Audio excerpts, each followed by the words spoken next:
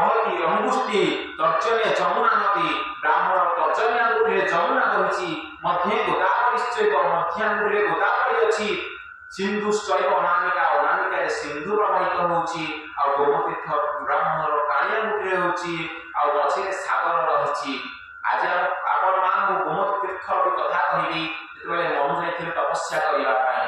ଆଉ କଣ କହିଲେ ଆପଣମାନେ ଦେଖିବେ ସକଳ ତୀର୍ଥ କ୍ଷେତ୍ରରେ ମହିମା କହିଲେ ନ ସରେ ଭାଗବତ କହୁଛି ଆଉ ସକଳ ତୀର୍ଥ ସଂସାରରେ ଯେତେ ତୀର୍ଥ ସାଗରରେ ପଡ଼ିଛି ଆଉ ସାଗରର ସମସ୍ତ ତୀର୍ଥ ବ୍ରାହ୍ମଣର ଦକ୍ଷିଣ ପାର୍ଶ୍ୱରେ ଅଛି।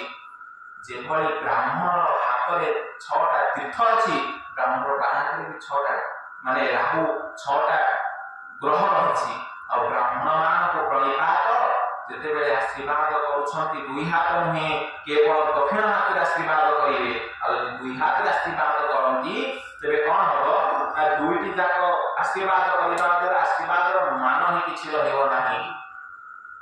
ଯେତେବେଳେ ଭଗବାନ ବଖାଣି କହୁଛନ୍ତି ଶୁଣ ନମ ବ୍ରାହ୍ମଣ ଦେବାୟ ଗୋ ବ୍ରାହ୍ମଣ ହିତାୟ ଚ ଜଗଦେତାୟ କୃଷ୍ଣାୟ ଗୋବିନ୍ଦାୟ ନମୋ ନମଃ ଗୋବିନ୍ଦଙ୍କୁ ପ୍ରଣାମ ବ୍ରାହ୍ମଣଙ୍କୁ ବି ପ୍ରଣାମ ବ୍ରାହ୍ମଣଙ୍କ ଠାରୁ ଆଶୀର୍ବାଦ ନେବାକୁ ଚେଷ୍ଟା କରିବା ଗୋବିନ୍ଦଙ୍କ ଠାରୁ ଆଶୀର୍ବାଦ ଆଉ ବ୍ରାହ୍ମଣର ଆଶୀର୍ବାଦ ହୁଏ। ଆପଣମାନେ ଜାଣିଛନ୍ତି ଆଉ ମୁଁ ତ ଆଜ୍ଞା ଛୋଟ ପିଲାଟେ ଆପଣ ଅଛନ୍ତି ଜ୍ଞାନୀ ଗୁଣୀ ଲୋକ ବଶିଷ୍ଠ ଆଶୀର୍ବାଦ ଦେଲେ ଦଶରଥଙ୍କୁ ତୁମର 4ଟି ପୁତ୍ର ଜାତ ହେବ।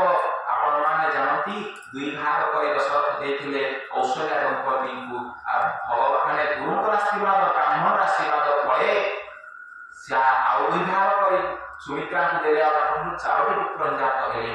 ବିପ୍ର ଧେନୁ ଗୋମାତା କଥା ଆଜିକାଲି ଗାଁରେ ଆଜ୍ଞା ଗୋମାତା ନାହାନ୍ତି ଗାଈ ନାହିଁ। ଆମ ଶାସ୍ତ୍ର କହେ ଯେ ଯଦି ଆପଣମାନେ ଗୋମାତାକୁ ରଖିଛନ୍ତି ଯଦି ଗୋଟିଏ ଗୋମାତାକୁ ଗୋଟିଏ କଂସେଇ ହାତରୁ ଉଦ୍ଧାର କରିଦେବେ ଗୋଟିଏ ଯଜ୍ଞ କରିବାର ଯେତିକି ପୁଣ୍ୟ ଫଳ ମିଳିବ ଆପଣମାନେ ଦେଖିବେ ଗୋଟିଏ ଯଜ୍ଞ କରିବାର ପୁଣ୍ୟ ଫଳ ଗୋଟିଏ କଂସେଇ ହାତରୁ ଗୋଟିଏ ଗୋମାତା